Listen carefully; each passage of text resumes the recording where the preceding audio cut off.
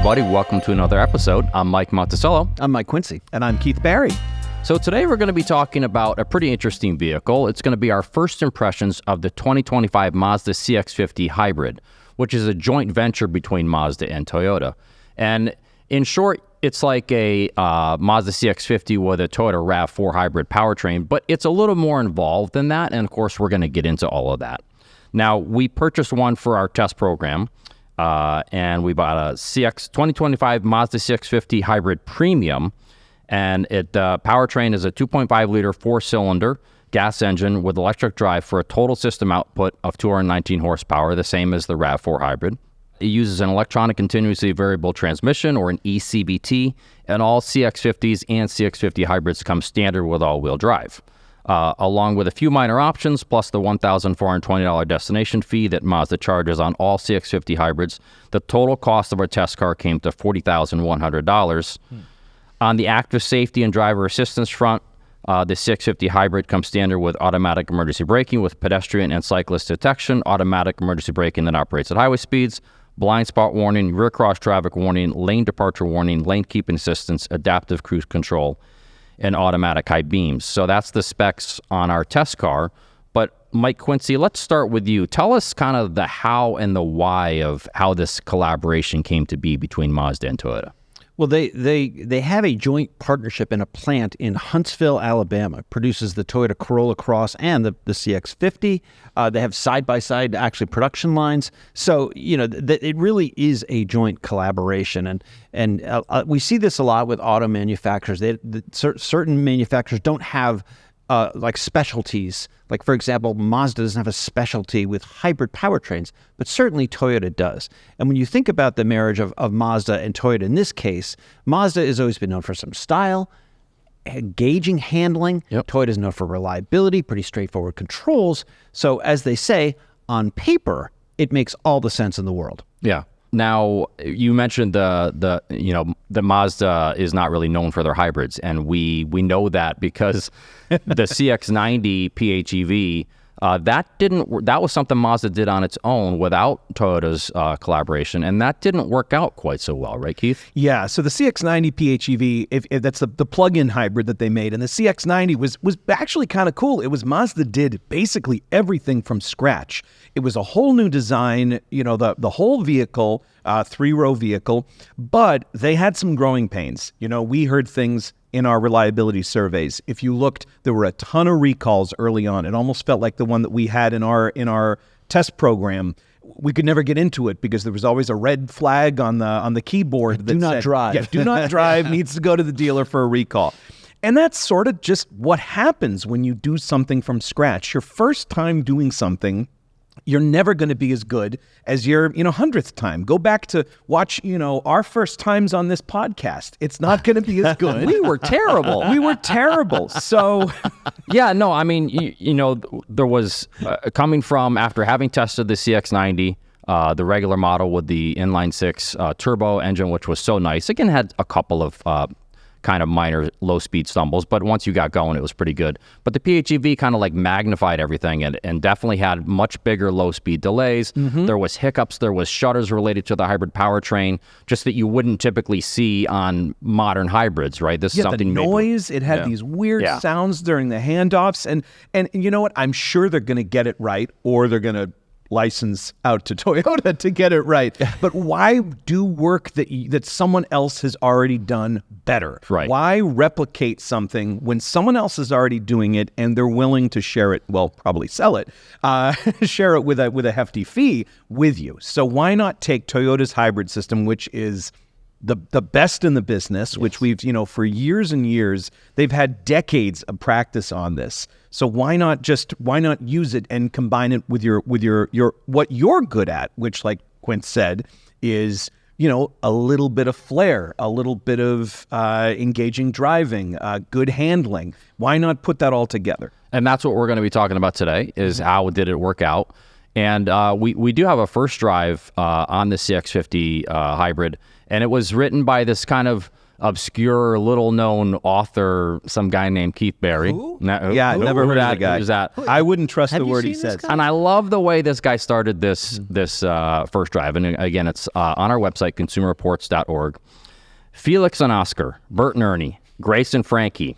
There's a reason why odd couples are such a popular sitcom trope. At their best, these unlikely pairings demonstrate what's possible when two people build a common strength out of their individual differences. It's also what makes the Mazda CX-50 hybrid such an interesting vehicle. So, Keith, those were your words? Well, Expand actually, a little bit upon. I got a little help on that, I got to say. I said one of our younger coworkers, when she was reading it, said, I originally had Larry and Balky.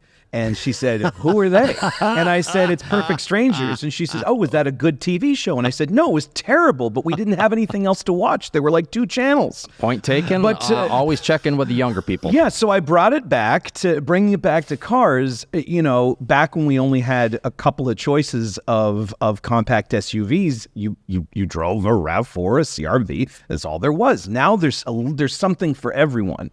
And the good news is that, I really like the time I spent driving. I spent a decent amount of time in it, in the CX-50 hybrid.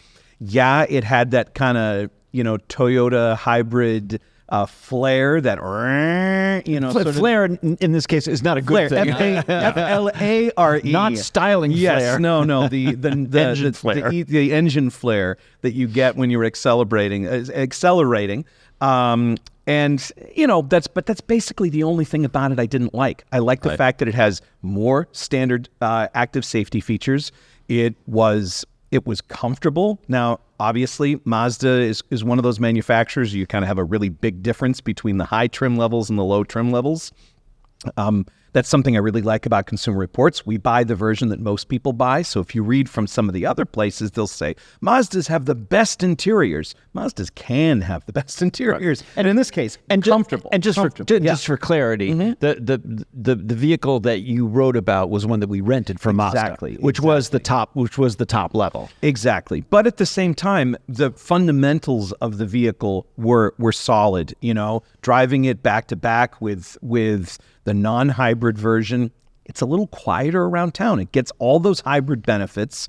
And the RAV4 hybrid is a great car, but this just feels, the steering feel is just a little bit quicker. I think that's one of the big things with this is that you do have that nice CX-50 Mazda handling feel to it. The steering feels better than in the RAV4. I thought the hybrid felt a little softer through corners than the regular CX-50, but the trade-off is that you have a slightly better ride. I thought it was more comfortable than the CX-50 we tested had, I believe, 20-inch wheels, and which are just way too large for such a small vehicle like that. And so the ride was pretty brittle. This one has more reasonable wheels and tires, and then it's got a little more weight as well. I think just almost 300 pounds more weight, which sometimes can help to settle a vehicle. And so I think there was a nice benefit here of you got more of a benefit with the ride comfort with only maybe a small amount detriment in handling. Would you agree with that? Yeah, and we're also finding this is kind of the case with all hybrids, across, not all, but nearly all hybrids. Yeah.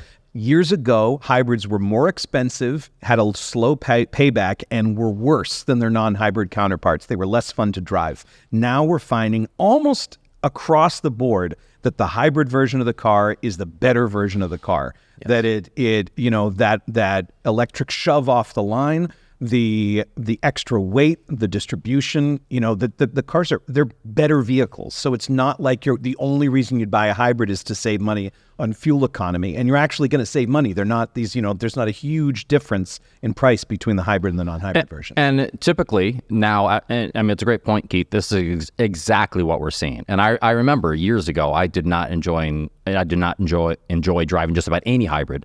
And now typically the hybrid version gets a better road test score, which basically is CR's way of saying which vehicle is a nicer vehicle to drive. Higher road test score, it's a little nicer to live with.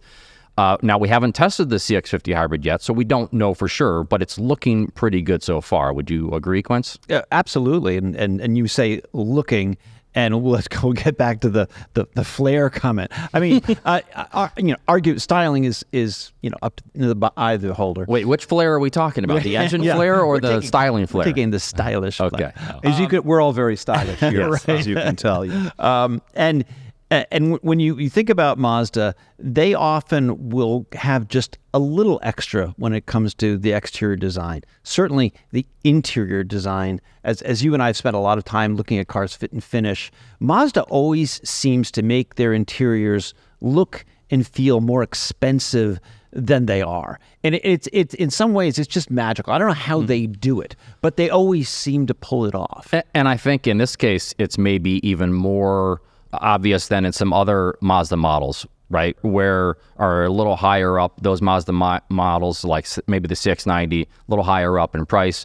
But when you're talking about versus the RAV4, and this is not to denigrate the RAV4, but Toyota is known for making solid cars, not necessarily making flashy or cars with flair.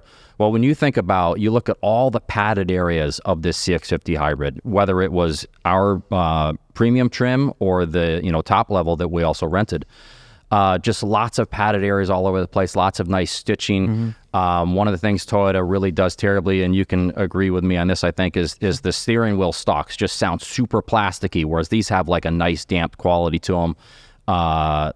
And we'll get into the controls in a second here, but just the way, like the solid click of the temperature knobs in the CX-50, I think they really, this is an area where it's quite a bit better, I think, than the RAV4. Yeah, it's kind of what you get when if you have a discussion about which one to buy. That's one of the arguments for the Mazda. I will say that I'm not crazy about our car's black wheels, but that's just a B thing. Yeah.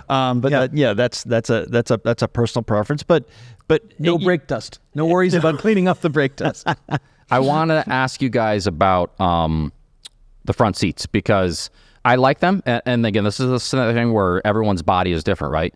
The seats work pretty well for me. I wouldn't say they're super comfortable, but they're comfortable enough, and they have enough side bolstering to hold me in place. And the bottom cushion, especially, a lot of seats sacrifice bolstering on the bottom cushion, just so you can move your legs around a little more. But I thought Mazda did a really nice job. But looking in the logbook comments so far, a lot of people are saying that they don't like the seat and that it's too hard for them. They can only stand it for an hour or so. Keith, did you have any issues with it? Yeah, no. Okay? This is one of those ones where I'm so glad that our reviews are not written by one person, right, that they're written by a group of people, because I would have said, great seats, yeah, great, right, wonderful for a long drive. And I was shocked when I opened that logbook to see how many people said I wouldn't buy this car because of the seats. Right. And that is why, A, it's great to have a lot of people reading it. Also, B, it's good to have a test drive. This is why you really need to test drive the car, and that can be a make or break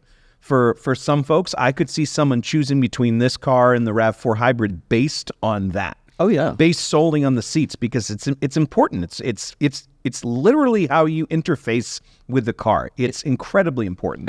And for me, not an issue. And as you were responding to Monty's deserved praise for your story, which also and the Talking Cars audience should know that the three of us love working with words, and it's why we do what we do. We try and write good.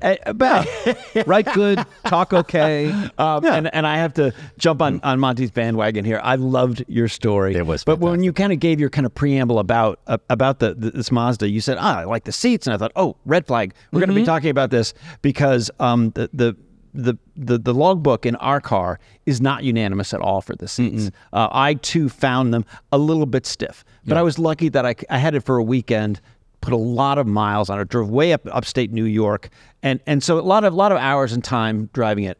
And I kind of agree with you, Monty. It's okay. It's not a deal breaker. Right. A little stiff, but the seats are a funny thing, because sometimes you say, well, if the seat is stiffer, it holds up over time.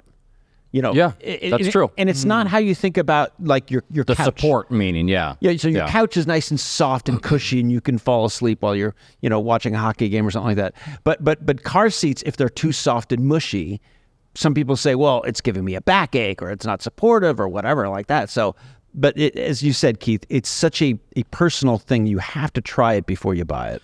And let's talk about another thing. So we said that basically, if you like the RAV4 hybrid's powertrain, you're going to feel the same way about this because it's basically the same powertrain, with the one exception that I think Mazda's seems a little more refined, only because I feels like there's more sound deadening maybe in the car. So when the engine does that flaring, where the CVT allows the revs to rise really high during, even regular acceleration or hard acceleration. It doesn't do any simulated upshifts. We see that with some CVTs. This eCVT does not do those simulated upshifts to kind of bring the revs back down.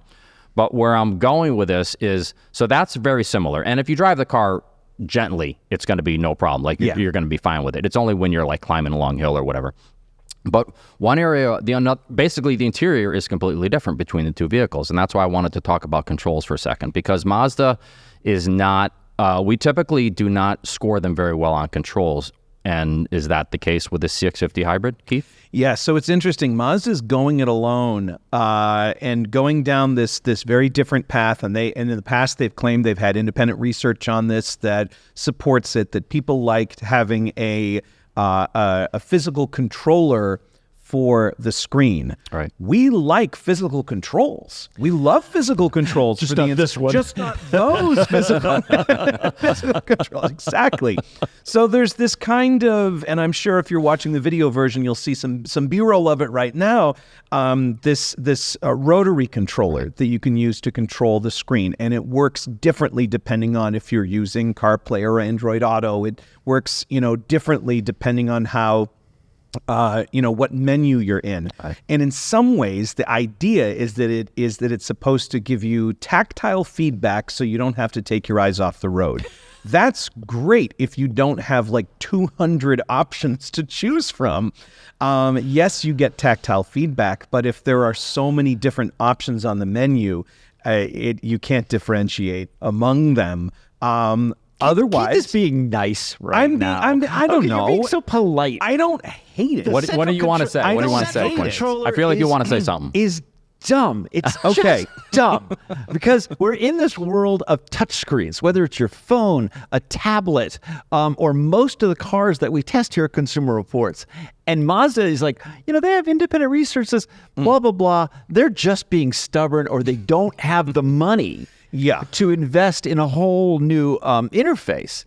But Keith, you're such a good guy. You're being very, very tactful about this. I don't listen. But, oh my gosh, it's the worst part about the maybe car. I'm comparing it to the old Lexus Remote Touch or whatever the heck Acura's doing, iDriver, whatever, or like whatever Acura's doing. But they're like the dual mice or touchpads or whatever. No, okay, and like we see with a lot of cars, you drive it a lot, you kind of get used to it. The time that I spent with our CX-50, I got used to it. It still doesn't mean it's a good design. And one caveat here is that there is an option in the connectivity settings that allows you to enable what Mazda calls touch control while in motion, which allows you to be able to use the touch screen instead of the controller for just Android Auto and Apple CarPlay. So not a lot of people know this. Right. No, it's true. Right. Which is good. I mean, I'll give them credit for that. Right. So at least there's that. It does mean you have to reach pretty because it's that's the problem. designed. Exactly. Yeah, it's designed to be used by the center controller. So in other words, because of the way that they designed it, there's no perfect way to use it. Right. Because either you're using the controller, which pretty much most people here don't like, or you're having to reach too far for the screen. Right. So but they do have physical controls for the climate system. Yep. You give them credit for that. And they have a nice little click to them too. Yeah. Yes. They have those are called detents. Thank you for that, Keith. You send them to detention. We're going to be That's called detention pretty That's soon. called Keith explaining. No, you taught me that. Keith explaining. Keith explain. Explaining. Explaining? Yeah. Explain. Anyway, They're very satisfying detents. this is going off the rails. So you don't have an RV and you're sleeping in detent. Yes, exactly. Exactly. Okay, so now we've talked quite a lot about kind of the ways that they're similar and different, the CX-50 hybrid and the RAV4 hybrid. So Keith, I'm going to start with you. If you had to choose between these two hybrids, which one would you go with and why? Well, I'd choose the one with the cheaper lease deal. No, I would. No, Well, honestly, price is a factor. Sure. It's about a $2,000 difference between if you're going like the base hybrid to base hybrid. Yeah, exactly. Yeah. Who's higher? Who's lower? Toyota's lower, so Toyota's the cheaper car. Yeah. Okay. Yeah. Now, granted, the the Toyota hybrid does not have standard blind spot warning. So you actually are getting some different things with the CX-50 hybrid that you wouldn't get. So you're getting some more stuff. And 1 more mile per gallon for the RAV4 as well. Exactly. Again, according to EPA, and we're talking EPA numbers because we haven't done our own testing on the CX-50 hybrid yet. So 39 mpg combined for the RAV4 hybrid, 38 mpg combined for the CX-50 hybrid, according to the EPA. So someone else's money. If someone comes to me, this is going on my list of cars that I kind of personally. Well, okay, not yet. I'm going to wait for our full road test just to make sure. But I have a funny feeling that this car is going to do pretty well based on how we've talked about it, and based on how the RAV4 is done, and based on how the CX-50 is done. Right. So this car is probably going to go on my list. The CX-50 is going to go on my list of, hey, did you try driving? Did you head to the Mazda dealership? Did you try going to the, my friends and family, that they've all been to a Mazda dealership because they asked me about a car. So just test drive it, see if you like it. Yeah. So I would say just all things considered, the CX-50 gets the nod from me. Nice. And what about you, Quince? Well, we kind of touched on the Toyota 2.5 liter 4-cylinder engine being kind of noisy, not super refined and all that stuff. And I get it. It deserves the criticism. However, just reflecting back on my experience with our last Toyota RAV4 hybrid, I'm going to ignore the 2.5 liters noise because I'm enjoying a 540 mile cruising range. So to me, that kind of compensates for it. And you also touched on this before. Our CX-50 hybrid is about 345 pounds heavier than our last tested RAV4 hybrid. So I'm thinking that maybe the Mazda's cruising range won't be as robust as the RAV4's. So where I'm going with is I'm choosing the RAV4 hybrid. I'm going to spend the extra cash to get the limited version. It's still not as nice inside as the CX-50. I'll definitely concede that. But the controls, the day-to-day controls for the Toyota are just head and shoulders above the Mazdas. This is stuff that you use all the time. And I really like that familiarity, I suppose. I understand it's not as engaging to drive. The steering isn't as fun. The handling isn't as cool. But this is going to be a utility vehicle for me. I'm going to take this car to Costco. It's going to be the official dog car because we have a dog in our house. It's going to haul around the various furniture restorations my wife is always working on. It's the airport car. It's the fold down the back seat, toss my bike in the back car. And in a perfect world, I want another car that is kind of my fun to drive car because the RAV4 isn't fun to drive, but the reliability, the fuel economy, the road trip awesomeness of it is a clear winner for me. And let's not forget to ask Monty. Hey, thanks, Quince. What do you think? What are you choosing? I think you both made great points, but for me, it's an easy choice. It's the CX-50 hybrid. To me, it feels like a RAV4 hybrid that went to finishing school. You know, when you think about the sharper handling, which I like because I kind of like to drive, on some fun roads, quieter cabin, much nicer interior. And I think it's just for me, it does more of the things that I want a vehicle to do even on my day-to-day driving, let alone if I'm on a fun road. The one issue with me just being that I don't love the way the powertrain acts when you're a little harder on the gas pedal. So I guess, but one other question though. And actually, now that I think about it, I think we were thinking about doing a poll on this. Producer Dave, were we going to do a poll? Okay, so we're going to do a poll. So you know what, Keith went CX-50 hybrid, I went CX-50 hybrid, Quince went RAV4 hybrid. We're going to put a poll up on our YouTube page so you can all vote and tell us which one you think you should go with. But maybe the other question we should have asked ourselves is, would you go CX-50 hybrid or regular CX-50? Oh, I'm always going to go the hybrid. You're always going to. Okay. I'm totally. So that was it. In other words, I just asked a dumb question. Just say it. Just say it. It's fine. Whatever. No, I have a funny feeling out there because we've driven new hybrids. No, it's not a dumb question because we've had the luxury of driving the latest new hybrids. Right. And a lot of people out there, they think a hybrid is a 2001 Prius. Right. And it's not. You're so right. I'd never drive a hybrid, and that's just not the world we're living in. It's 2025, and hybrids are the often the best versions of cars. And not, like you said, not even just for the fuel economy, which the fuel economy is usually incredible over the regular model. And but also reliability. they just drive better. Yep. You know, and becoming more common. They're not this exotic thing anymore. And I managed to, avoid the glare of super producer Dave Abrams because I stuck to the plan, which was just pick either the Mazda or the Toyota. Because I was going to say, I don't know, maybe a Tucson hybrid or something like that. I'm but sensing a glare right now. It's okay. There's a glare staring right at us. It's All right. glare or flare. I don't know. So, as I said, we do have a first drive of the 2025 Mazda CX-50 hybrid up on It's full of consumerreports.org. relevant pop culture references. Exactly. No, it is please check that out. Masterfully written. And now we're going to move on to our audience questions segment of the show. Remember, if you go to cr.org/talkingcars, you can submit a question to us there.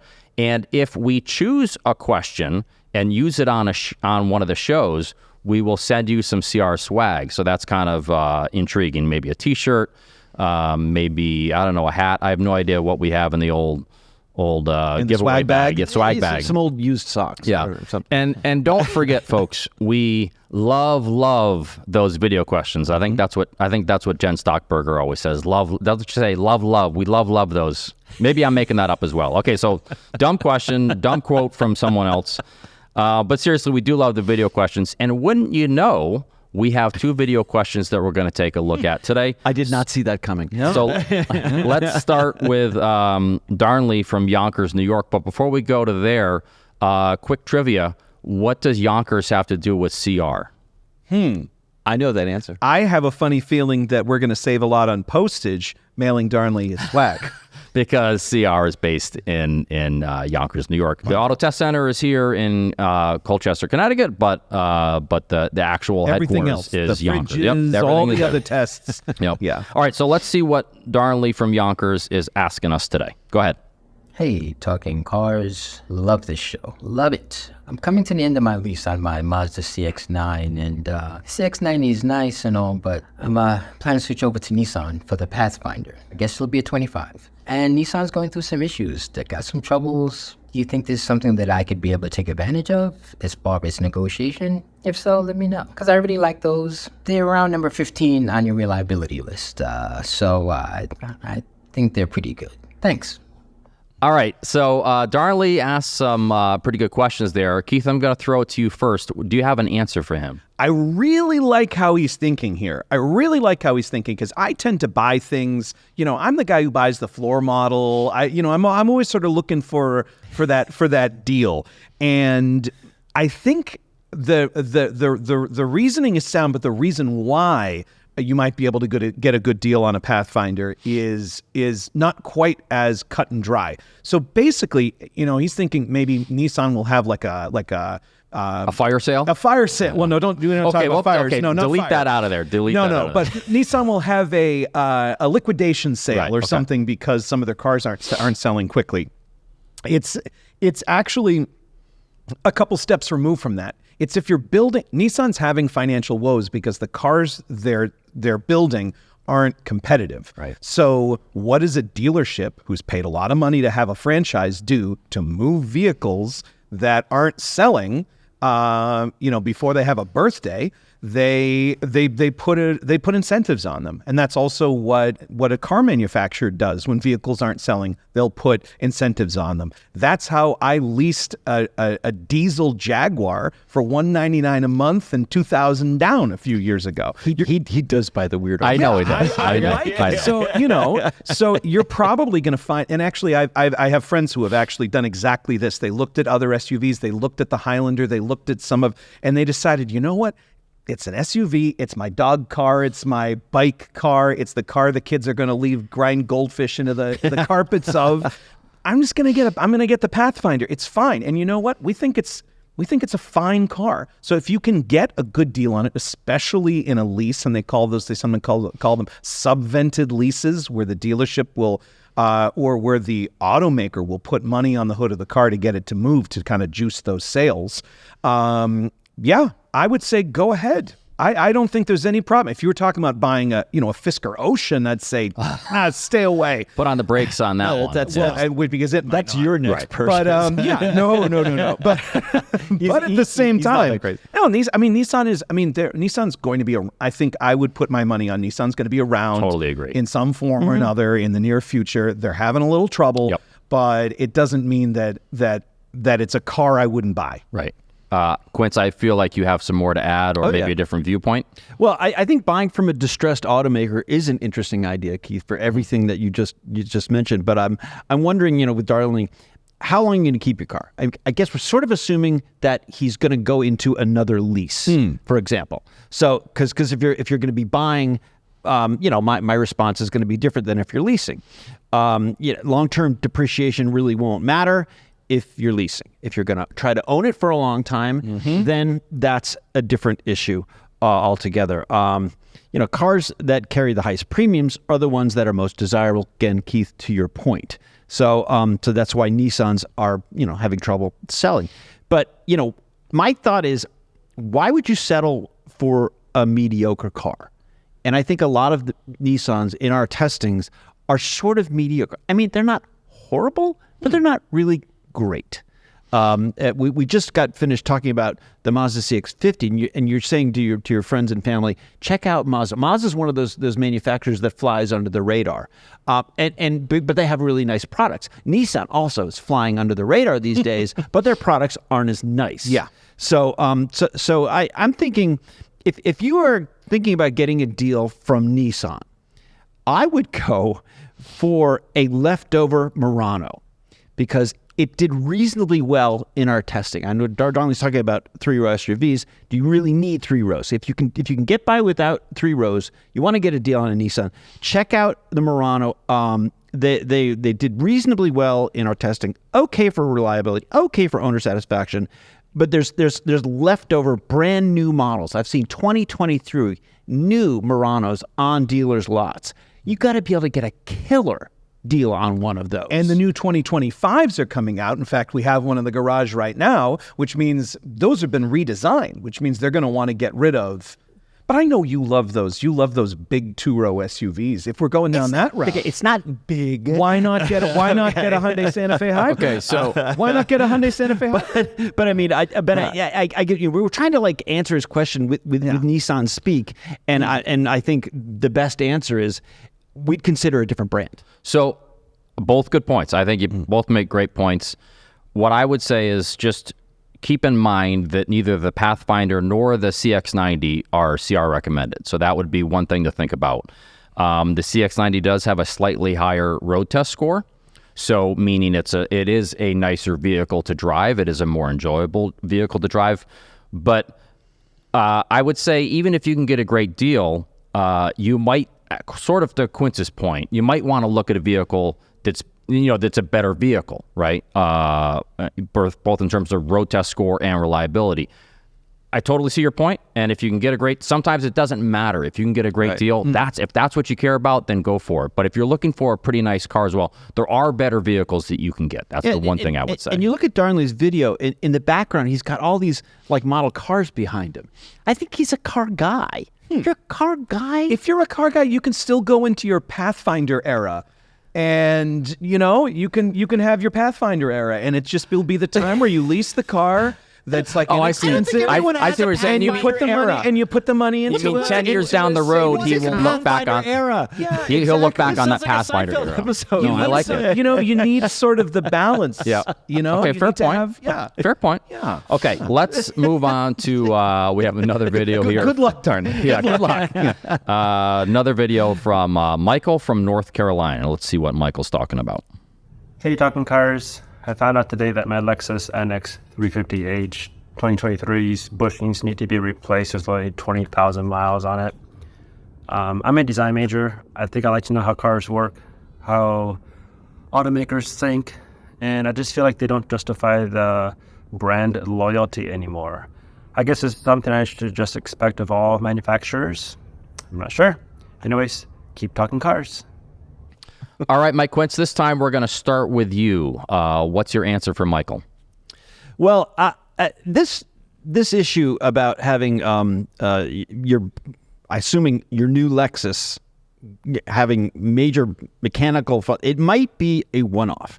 I mean, our reliability data shows that the 2023 NX has very good reliability in the areas of steering and suspension. Of course, it's possible that even the most reliable vehicle in our latest reliability surveys, again, we're talking about the Toyota RAV4, not the hybrid this time, but the regular RAV4, you could still get a RAV4 lemon.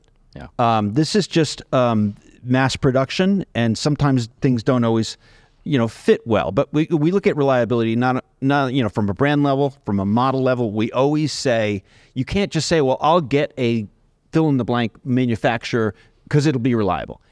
Within all the manufacturers, there's some hits and some misses. Some vehicles that do better than others. Toyota's trucks. Misses lately. Exactly. And I think what you're saying, Mike, is that even if it's supposed to be a super reliable vehicle, it is a mechanical object, and sometimes mechanical objects don't work right or fail or whatever. And our guess would be that this is not quite a one-off, but this is a rather unique what happened to Michael. But I have a lot of questions. Did he buy it new? Did he buy it used? Was it involved in an accident? Do you tow with it? Do you haul lots of weight on a regular basis? Do you live on especially bumpy roads? Car companies are always looking for ways to improve their components or address customers' complaints. Mike Crossan, a frequent guest on Talking Cars, used to work at Mercedes as a tech, and he said they're always dealing with customer complaints. He gave an example of Mercedes S-Class, very comfortable ride, but the bushings were wearing out around 15 to 20,000 miles, according to Mr. Crossan. The company went to a more robust settings for the bushings, which lasted longer, but the ride wasn't as smooth. So it's kind of like one of these things where automakers are going to make kind of compromises for either longevity or comfort. And he also told me that we replaced the rear axle at about 2,500 miles on our new Lexus TX500H. So, bushings are a wear item. They do wear out, but it's not a motor. It's not a transmission. Yeah. It isn't the center screen dying and you can't do anything, for example. Our reliability surveys, will show patterns of this if it actually is a reoccurring problem. So I would say let's keep looking at Consumer Reports reliability. Are we seeing issues with the Lexus NX on a regular basis? I would say don't give up on Lexus, the brand. Yeah. And I'm real sorry that this did, fail on you, because 20,000 miles for bushings is kind of too bad. I'd say with any product, if these companies are going for 99.999% reliability, that 0.001 is still thousands of cars. And it's fascinating when you get into the manufacturing. It can be something like a temperature gauge was off one afternoon and, 30 parts made it to 30 cars and something was off. And with the thousands and thousands of components from different manufacturers that are coming into vehicles, you're bound to have something. I'll also say, I drive a lot in Durham, North Carolina. I don't know where you are, but the roads in Durham are, they're a little rough. Right. And going over some of those train tracks, it puts a little wear and tear in your car. You might have more than otherwise. With that said, it's very interesting. I think I hope you're a CR member, Michael, and that you're going to put this into when you respond to the survey and say what you had wrong with the car, because we're not going to know unless you tell us. Yeah, these are CR's annual auto surveys that we send out to our members, and which is how we determine reliability. Exactly. Which is interesting because personally, in like a couple of decades of driving cars that don't belong to me and reviewing them, the only ones that have left me stranded have actually been Toyotas and Hondas. And if I were to write the reviews myself, just from my own experience, I would say the exact opposite. I wouldn't say this because I believe in data, statistics and data, but if we were only going by, if it were the Keith index, it would be, these cars might leave you stranded because it happened to you. Because it happened to me. But just being very careful that just because this one thing happened, don't then decide that I'm never going to buy another Lexus. Exactly. Again. I think that's where you're going. And our brand level data shows, that some brands are a lot more. I'd invite you to get into some of those cars out there. And if you trade in that NX for something from, can I say a brand name? Sure. If you were trading in that NX from something from, I don't know, maybe Jeep. Yep. you would know what you would be like, the bushings? Like, I can't go to work. But I mean, this question, and as you said, Monty, we love the video questions, but it's an example of kind of anecdotal data. Yeah. Right. So a number of people will be watching this podcast, hopefully, and they'll say, see, the CR's data is wrong because one person had an issue with a typically reliable maker model. And that's absolutely not how we operate. No, we don't take just anecdotal information. I used to garner all the reader and subscriber questions from our old customer relations department down in Yonkers, New York, and after the April issue comes out, which is the big reliability issue, it's the big top picks issue. It has all it's like the top the greatest hits of Consumer Reports. And we get questions, comments from letters and emails all the time, and you would see stuff like, well, my neighbor has a Honda Accord, which you say is reliable, but his broke, and so your reliability data is wrong. What happened to you stinks. It stinks. When your car, and especially if you've gone out and bought a car, I think it can almost, it's funny because our reliability data shows that there's this weird paradox that happens when we look at our owner satisfaction responses and our reliability. And you find that these people who buy these early adopter brands, where they're these new brands, Lucid, Rivian, Tesla, where they'll say, oh yeah, it breaks down all the time, and I love it. And I think that people are way more upset when they go and they spend money on a Lexus and something goes wrong, because that's the whole thing. That's the whole point of Lexus, is that you're never supposed to have something go wrong. So when something goes wrong with it, you've done all the right things, you've done your research. So I get why that feels like a violation, but it doesn't mean that the brand is, now if this starts piling up and we start hearing a lot of people saying different story. That's data. And that's not what our data has shown us so far. No, right we now, haven't heard anyone Lexus and Toyota are still right near the top of our brand rankings. So in terms of reliability, so they're still right there. So Michael, don't give up on Lexus. Or do. Go out and buy a Lucid and just to find out what happens. Just to circle back to our conversation about the CX-50 versus the RAV4, we're talking about the drivability fun of the Mazda versus kind of the plain driving of the RAV4. And I know you guys, the three of us, are always getting questions about what car to buy from friends, family, neighbors, whatever. Haven't you gotten the questions like, I don't care about all the driving stuff. I just want it to be reliable. That's all I want.